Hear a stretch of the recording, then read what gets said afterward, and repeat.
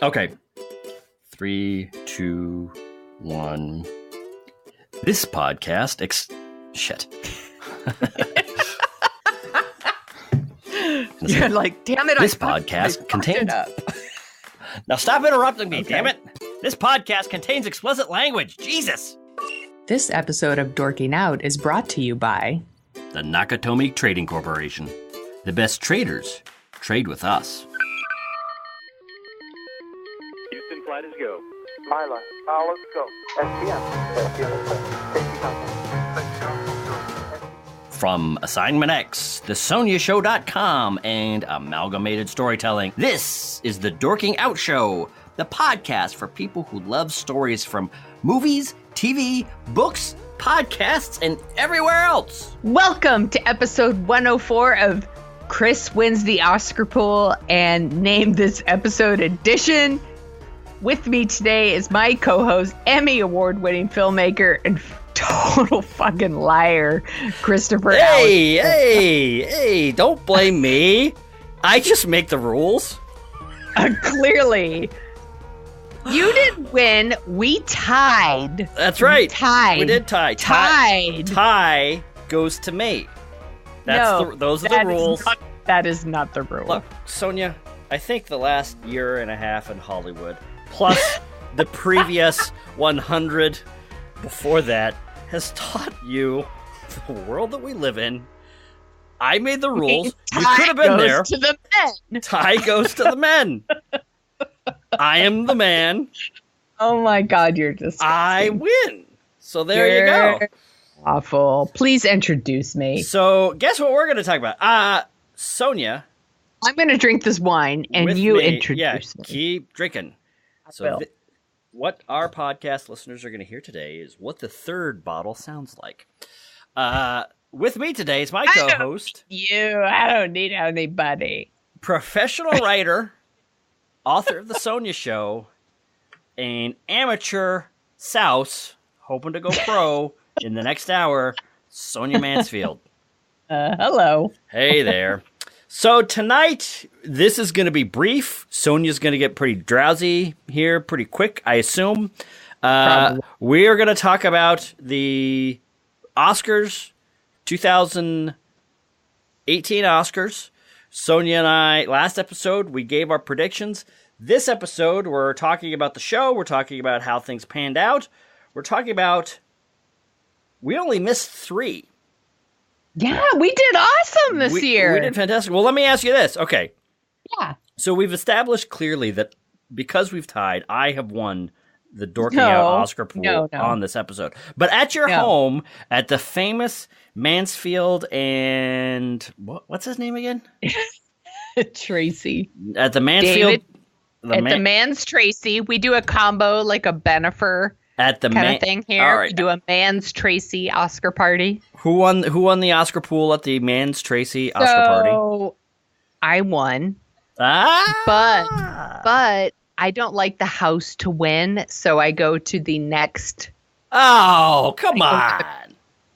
I have bragging rights, but like I don't get the prize. So who got the what was the prize? The prize was a bottle of wine. You definitely won that. You definitely took that. Don't play with me. No, I didn't. It was my friend John. It is obvious to anybody that's hearing this that you won and consumed the prize in the last 15 minutes. The party is my prize because people bring wine and then they leave some. And there you go. And the effects are evident. So, Sonia. Very, very evident. I can't even pretend. So, blasting through the winners, Shape of Water, Best Picture. Yes. Guillermo del Toro, Shape of Water, Best Director. These are awesome wins, by the way. This is awesome because this is not an Oscar picture. You know what? Oh, Jesus, this just struck me. This is the first science fiction movie that's ever won the Academy Award for Best Picture. Seriously, like, The Post is an Oscar winner. Like, this is the kind of Oscar movie. The Darkest Hour, Dunkirk. these are Oscar movies. Like Not The Shape anymore. of Water is not an Oscar movie. It It's is awesome an that Oscar it won. movie. Yes. No, now it's an Oscar movie. Maybe they heard us. It's really cool. Like, I don't, is it my favorite movie of the year? No, it's a really good movie. I'm stoked that it won because I like it when something different wins. Right. I agree. Gary Oldman, Best Actor in Leading Role. Man, how did that happen? Like, It's pretty predictable, right? It's was like incredibly the most predictor. Seriously, that was the most boring part of the show. It was Like not good. Gary Oldman won. Yawn. Right. I thought his speech was not fantastic either. No, it was a big snore here. Everyone started talking. Supporting actor, Sam Rockwell. Supporting actress in the lead role, Frances McDormand. We will get to her speech in a moment here. Mm-hmm. Supporting actress, Allison Janney for I, Tonya. I still haven't seen that. It's really good. But I do love her. Yeah, so. it's really good. I wish I am forgetting now, of course, what was, the Oscars are over, so I am already forgetting half of the entrants in the Best Picture category. I think it was Laurie Metcalf. Should have won. Lake Bird, she's really awesome, and I think she's like everybody's mother in that movie. So I'm a little I kind of thought she was a lock until Allison Janney showed up in this category. Allison Janney, people just love Allison Janney, and this was their chance, and there you go, and yeah. And the role was very showy. You know what? Sure, that's the thing. It's super showy. That's the thing that's kind of still irritating about the Oscars and why we are all for the everybody that's nominated gets an Oscar, because Laurie Metcalf gave a more nuanced, more realistic, more everything performance in Lady Bird, but the showier, louder, more garish character got the win. And well, it's almost like the stereotype. It's like in Wayne's World where he does the like crying fake Oscar clip and he's like, I never learned to read.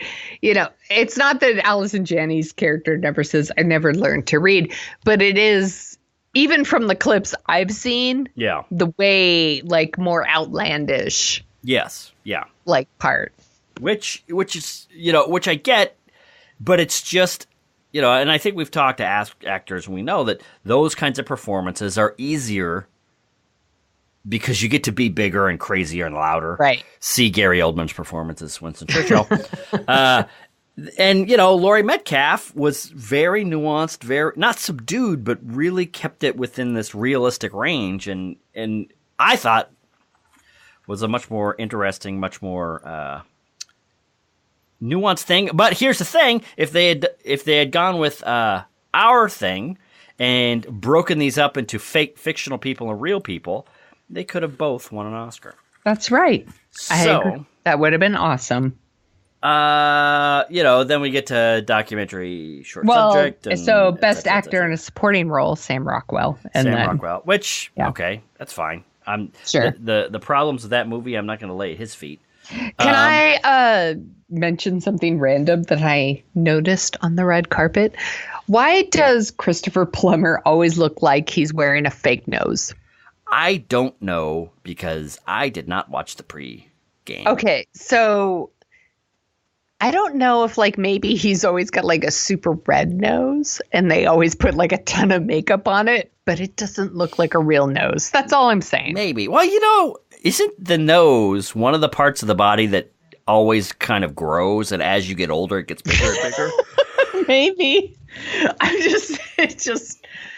He looks like he's always wearing a fake nose. Yeah. It's a thing for me. I notice it every time I see him. So, correct me if I'm wrong, Sonia. I think we're feeling pretty good about these wins for what they were. I gotta say, though, last week I talked about how our reconception of the Oscars makes it very hard for me to get excited about them anymore, because they're so far from what they could be that I find it intensely frustrating. One of the things, this week I'm realizing another drawback of us doing this every year, while it's fun to win the Oscar pool all the time, it makes the show kind of boring. Like I had, my wife and my son or one of my sons was, when we were watching the show asking me, what's going to win? Frances McDormand.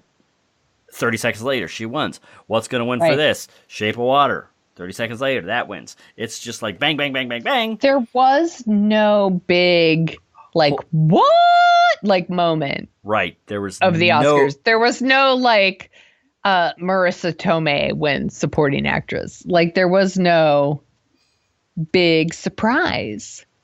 You know, here's the thing. I'm glad that you mentioned Marissa Tomei, because having watched that movie in the last 6 months, she is the most watchable thing in that movie.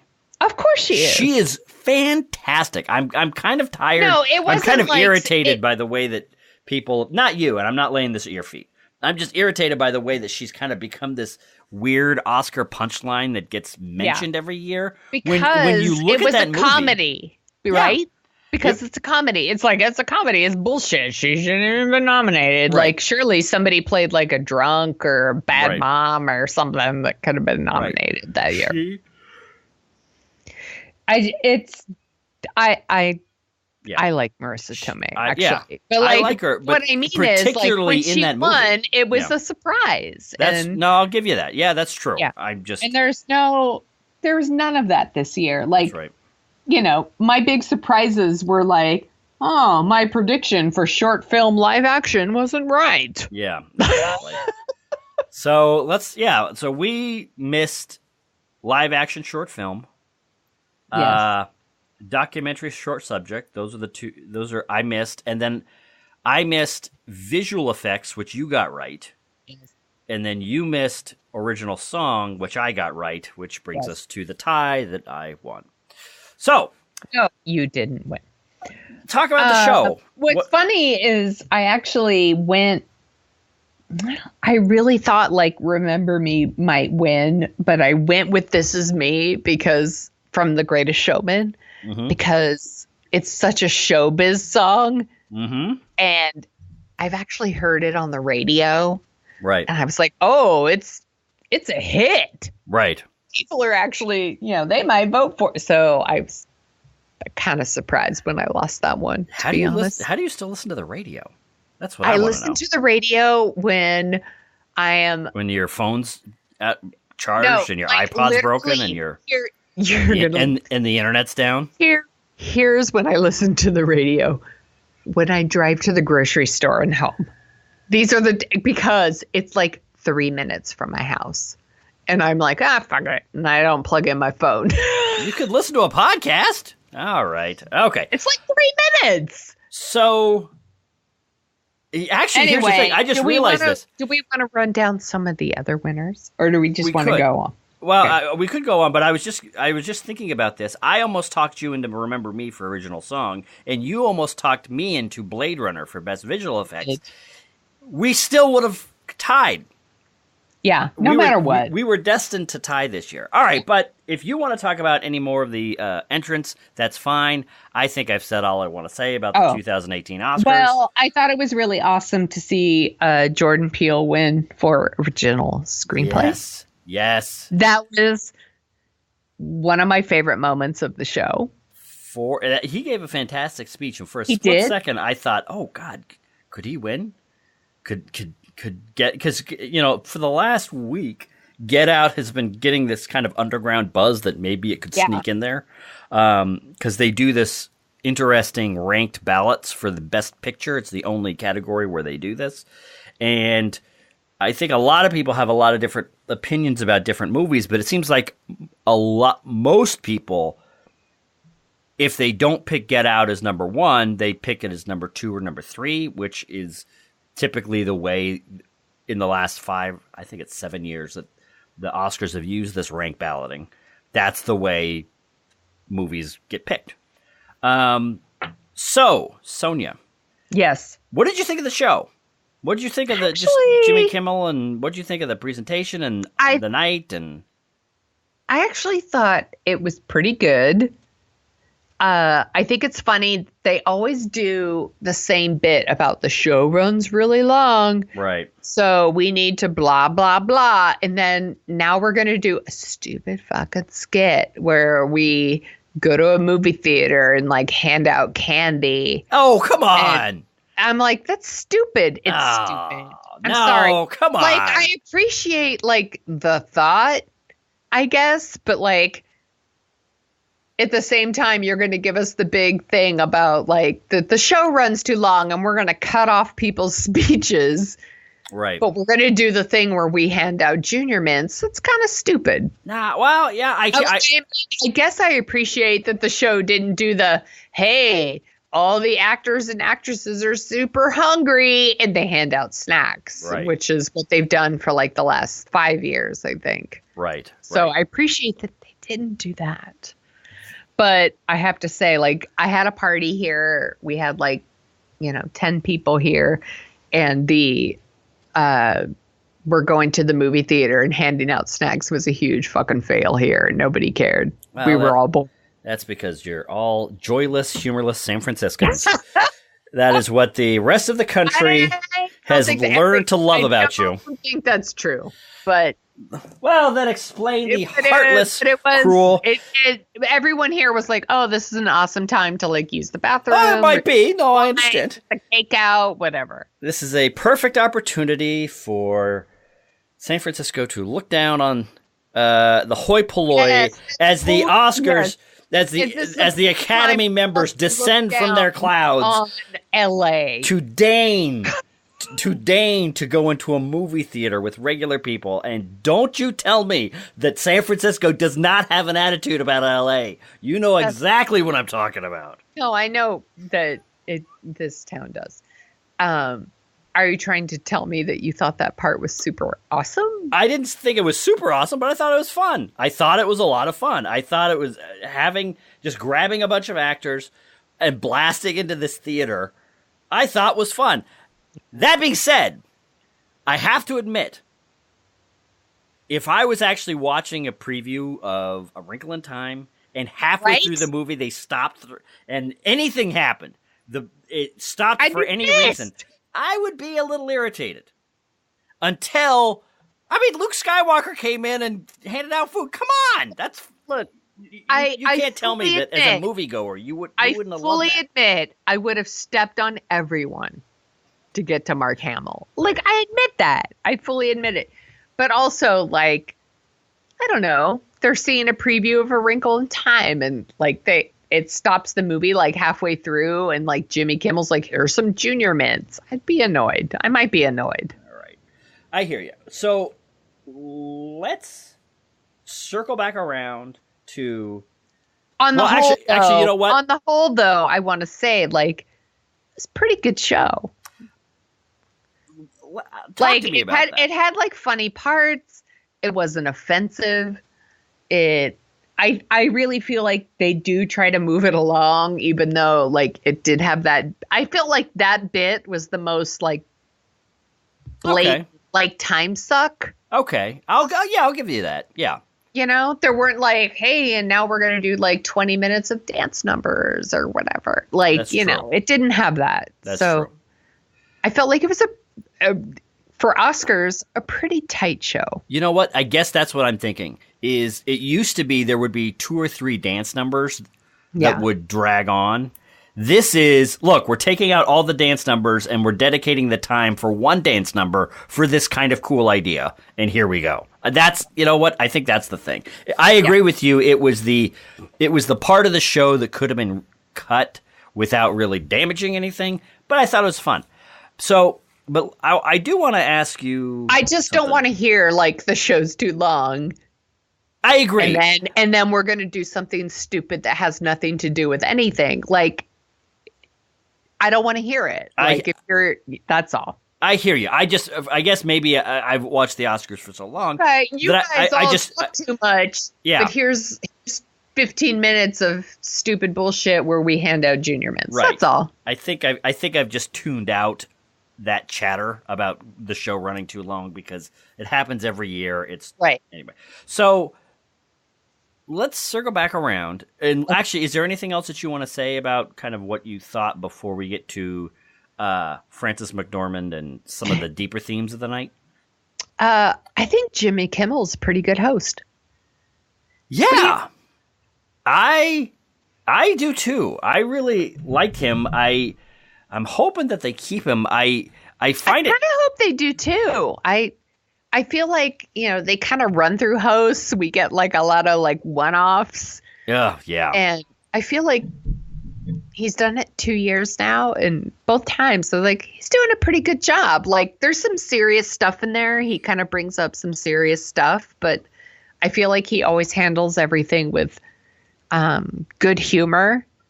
Yeah. And even when he's serious, he tries to keep it light when he can, and right. I appreciate that. I think he might be a really good host.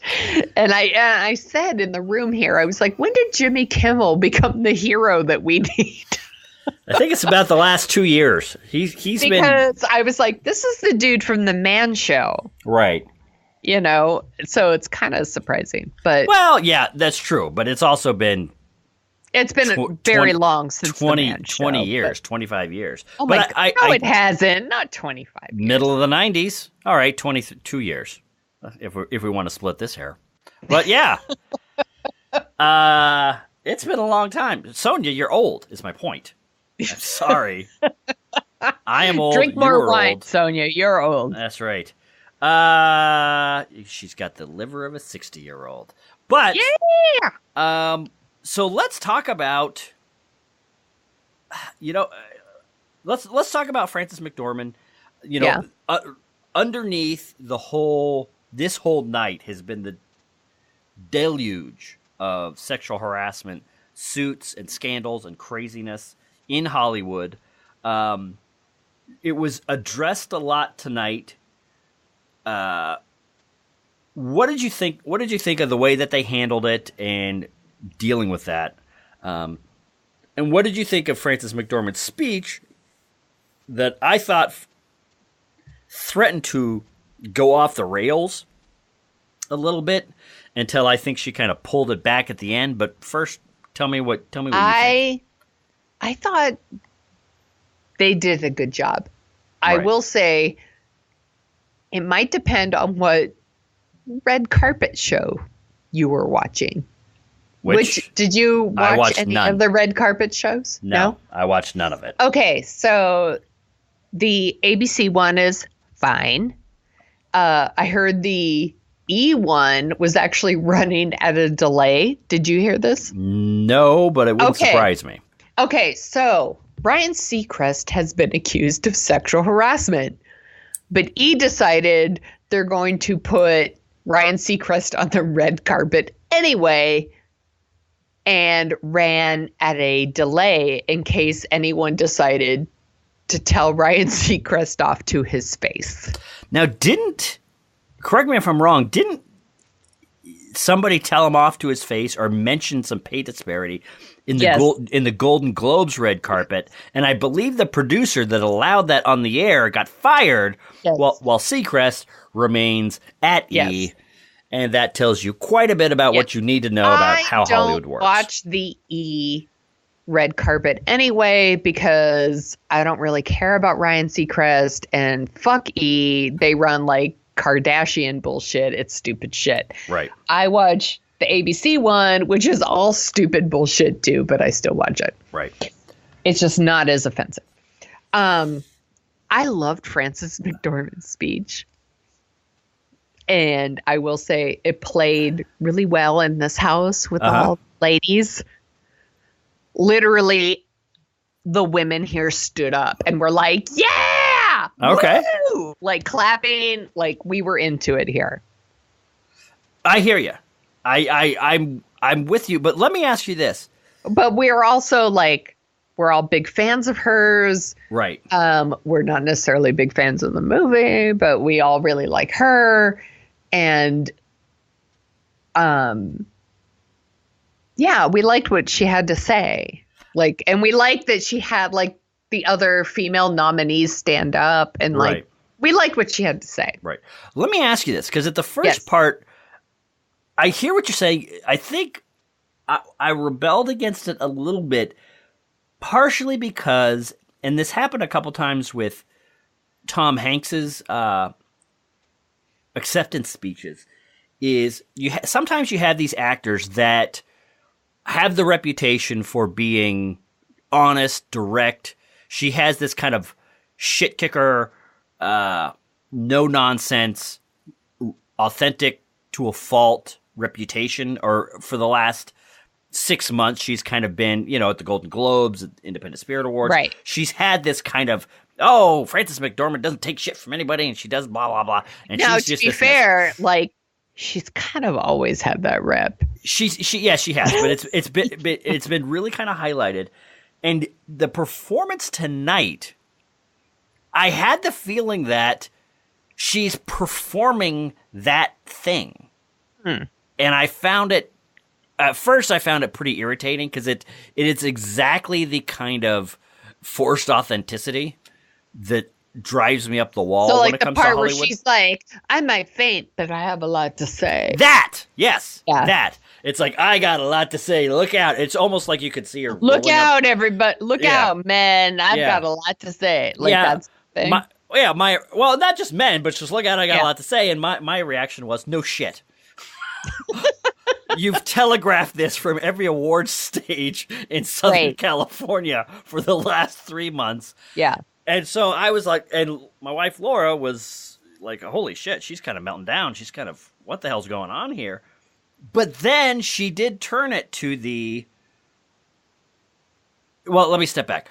And that, for me, that was emblematic of a lot of the, things that I've complained about with these award shows, is the Hollywood's back padding obsession, where they have. I mean, that's award shows, right? It is, but it's kind of like, and they that's what they are. In a weird way, they highlighted it with this, which is, we're diverse. Everybody's got to have their voices included, and we've just got to fight. They're giving these speeches, kind of to Trump and kind of to the general milieu, and everybody's voice counts, and it's important that we fight for this, and as Hollywood, we do this and that, and these are our values. And it's like, and by the way, with us tonight is the first woman cinematographer ever nominated. Right. So it's like, and by the way, we finally nominated a woman. We are, it's like, God damn it, you guys do not even come close to walking the walk. For a town in an industry that is so self-satisfied with these kinds of values, and these are values that I do cherish. These are values that I do share, and I think what it is part of me sees it, maybe kind of from the middle America part. It's like, you guys don't practice any of this shit. Why are you preaching at us? Why are you doing this? So I found it a little insufferable, and I did enjoy Jimmy Kimmel's joke about that huge crystal arch. These 45 million whatever diamonds represent humility. Yeah. Which I thought was funny. But, and here's the big but, is then Frances McDormand, so she has all the women stand up to focus on it, and then she started talking about brass tacks, real change, not this kind of airy-fairy, we're going to pat ourselves on the back. And she says, no, these are the women that you guys have meetings with them. We have projects. We have projects. We've seen from Get Out. We've seen from Shape of Water. We've seen from Lady Bird that there are a lot of interesting, good, compelling stories coming from different sections of society, and if we pay attention to them and give them money to make their movies, we will have a lot more fantastic movies. Kumail Nanjiani talked about that. He said, you guys are going to be rich if you make these other movies. I mean, it's funny because... Look at Black Panther! I was just going to say that. Black Panther has been roaring in the background of pop culture for the last 2 weeks because it is making insane amounts of money. And then Frances McDormand, I think my favorite part of her speech was kind of the thing at the end that I don't think a lot of people talked about. And she just said, inclusion writer, come talk to me. It's like, what? Yeah. That is exactly what needs to happen. It's not just these pretty speeches. It's not just these uplifting notions. It's, if we want to make this really real, we have to take concrete steps and use old-fashioned leverage and, barroom negotiating tactics to get this. You have to really do something. And, the inclusion writer, I think, is a fantastic way, which is getting actors who have an inordinate amount of power to make movies or not make movies, to include other people, widen the scope of crews and actors and actresses and directors and writers that get hired on to make these movies. If there's an inclusion writer in the contracts of the actors, it's just, that's one of the things that we've been talking about on the show is, Oscars so white, true. I focus on the Oscars to kind of highlight the point, but the other 364 days of the year, people need to be screaming at studio heads and studio executives and vice presidents of development. That's where all of this stuff begins and ends. Right. So I was really, I think that was the thing is I was it was pretty insufferable, I thought, but it was not so bad. And the fact that she landed it with some real, I think that is one of the things that, like, here's some news you can use. Exactly. Here's something you can do. Yeah. And I think that's one of the things that I think is irritated. Well, it's kind of a damaging thing that I think happened in 2016, not to get too political, but go ahead. People were so confident in what was going to go on, felt so good about themselves, talked about the arc of history, talked about the destiny of change, talked about this and this and that. And when push comes to shove, there were not enough votes where we needed them because people got too self-satisfied, and now we're living under this. Yeah. So I think that I guess that's my theme is I've been rebelling against Hollywood's self-satisfaction, and I'm glad to see Frances McDormand kind of poke it in the eye. Right. It was fun. I guess I liked her speech for different reasons, but I think it ended up hopefully doing some good. So I guess. Shall we run down all the winners?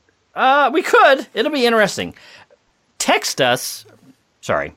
Tweet at us or send us an email at dorkingoutshow@gmail.com to let us know if you have no idea who the winners are until we read this list to you right now. Sonia, would you like to? I would be curious to see if any of our listeners are deluded about who won the Oscars without our bringing this news to them. You don't need to make fun of me. I'm not making fun of you. I'm making fun of your idea. Go, read it. Where should I start? Animated feature, Coco. We already knew that. It wasn't going to be Boss Baby. We already knew. Documentary feature, Icarus. Foreign language film, A Fantastic Woman. Not going to see Original score, The Shape of Water. That's fine. Original song, I actually got this one wrong. It was Remember Me from Coco. Fantastic song. And I've told it my is. son. I don't want to shit all over the song. No, that's true. It's a great song. I got to tell you. I was a little worried it wasn't going to win. The other one I actually have heard on the radio. That's all. I'm hoping there's a heaven. And while I don't go to church, I am hoping that my good deeds on this earth will get me into heaven. Because when I do, Johnny Cash will be up there singing a stripped-down, guitar-only rendition of Remember Me, and holy smokes, that will be the most beautiful piece of music I have ever heard. I keep imagining Johnny Cash singing this song, and God, I love it. Anyway, keep going. Remember Me is a legit beautiful song that they performed on the show and brought some people in my house to tears. Really? Like, they super love that song. It really means something to them. They super love it. Right. I don't want to shit all over the song. It's just, I'm a cold-hearted bastard who really thought This Is Me might win because I heard it on the radio. That's right. No, you're not wrong. You're not wrong. You're a cold-hearted bastard. That's right. Your thought process was right on. That should have, 9 years out of 10, Hollywood would have, stroked itself by giving that song the Oscar. But anyway, want to keep going?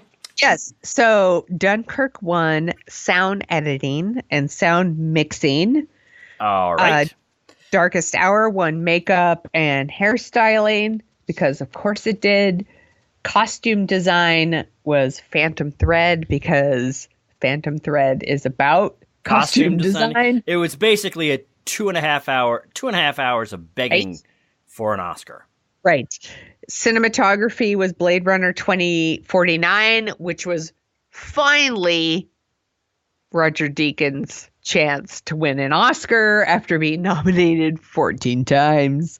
That's right. Production design was The Shape of Water, film editing, Dunkirk, visual effects. This is the one Smith got wrong. That's right. Blade Runner 2049. It's not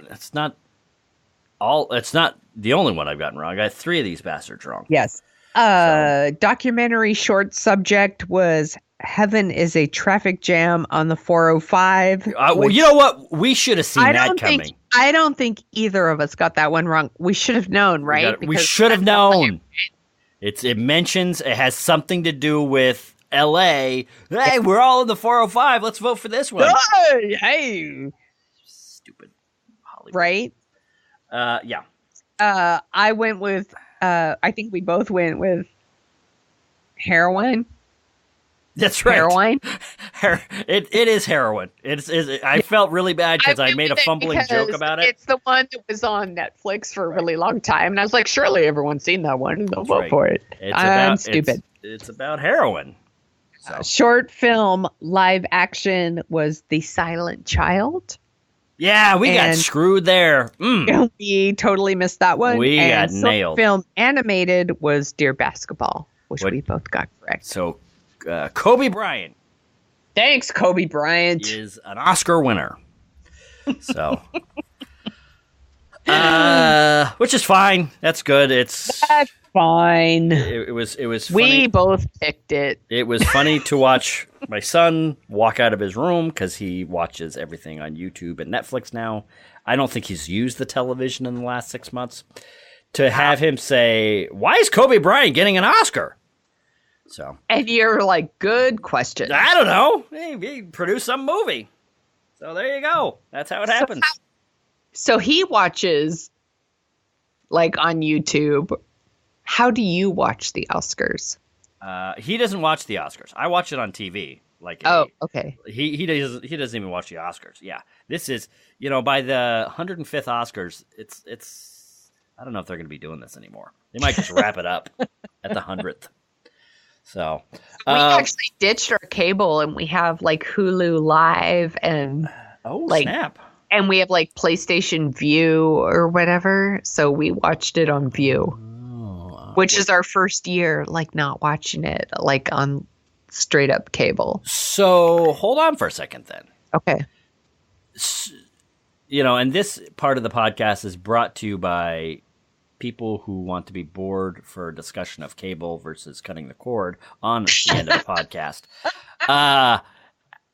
Is it like a legal stream that you're watching, or is it one of these shifty YouTube? No, that's how we're watching it. Okay, we have Hulu Live, which I pay for, and then we have we have a Roku, and it comes with like Sony View or whatever. What is Sony View? What is Sony View? Though? What is that? It's also like live TV by certain channels, I guess. All right. A good way to describe it. Maybe other people have had really awesome luck with their Hulu Live, but we have not. Like I tried to watch a bunch of Olympic coverage and it would like pause randomly and like shit like that. It was very, very frustrating. And since we were having people over, because I had like 10 or 12 people here, I didn't want to risk it. So we watched it. Because as you know, last year I was there. You were here. It was spectacular. There was a whole thing, like the big mishap with like La La Land and Moonlight, and then my TV decided to take a fucking break or something, and I lost my mind. Here's what I love. Here's what I am happy to tell you, Sonia. What happened was, listeners, is Sonia's Google-infused TV literally crashed last year in the last 5 minutes of the Oscars. Yeah. Right as So it was like, wait, there's something wrong. Something wrong. And we could hear it. Yeah, we could hear something's going on, but these error messages kept coming up. Yeah. Sonia, and here's what I wanted to tell you, Sonia, is in the history of televisions, the tens of thousands of hours that I have watched things on television screens, I have never seen any other television at any other point ever have a software crash. It's never happened. The only time I have ever seen it is at your house during last year's Oscars. I thought I would tell you that. What else happened during that? I fucking flipped my lid. And I started yelling for my husband, David! David, fix it! Fix it! Like a crazy person. You know what? I think I tuned that out because I've been in that situation where I'm supposed to be the technical guy that's supposed to fix something, and it's like, I don't know what the hell it's doing. Oh, no, I lost my mind. I was like, because it wasn't even because there's people here. It's because I've been watching the Oscars since I was a kid, and there's some shit happening on the Oscars. And the most famous fuck-up of all time is happening. That's right. Never happened. And I'm missing it because our TV's decided it needs to fucking update or whatever the fuck it's doing. And I lost my damn mind. Oh. And we joke on the show like I'm some sort of crazy person, but I'm actually like, I'm pretty mellow. I'm a mellow person, yeah. I would say. And like, for me to be like, fix it! Like, is kind of a big deal. And like, everybody was like, shit, David, you better fucking fix it. Like, your wife's losing her shit. Like, that's right. It was a big deal. I should have put that on Facebook Live. That's what I should have done. You really should have. I really blew Last year, we did all kinds of Facebook Lives. And all my guests today were asking about you. Really? What did they say? They wanted to know where you were. Why isn't he here? Why isn't he here? Why aren't you doing your Facebook Lives? Where's your podcasting friend? Where's Smith? Nobody cares about our Facebook Lives. I think it's painfully obvious. They legit asked. I've seen the numbers on our Facebook page. I know that they don't care about it. I'm telling you. All right. Next year, perhaps we will do it. But anyway. It was a really fun party, and I'm sorry you missed it. We had all kinds of fun Oscar food this year, and you missed it. I'm sorry. So we had lentil bird. Are you going to list all the food now? Yeah, I am. Lentil bird. We had phantom bread. We had, this is my favorite. Are you ready? Yep. Bunt Kirk. All right. It was amazing. It was a bundt cake, but it had army men on it. And a British flag. How many carbs did you eat? How many carbs did you have to eat because of puns? That's what I want to know. A lot. All right. A lot of good food here. That's all. I'm sure that there was. And then we had some boring shit, like, because I just wanted more stuff, so I just put out like a thing of honey, and I said all the honey in the world. Christ. All right, Sonia, is there anything else that you would like to say before we put our fans out of their misery? I'll just say, and now you're in the sunken place. No shit. Bye! Bye!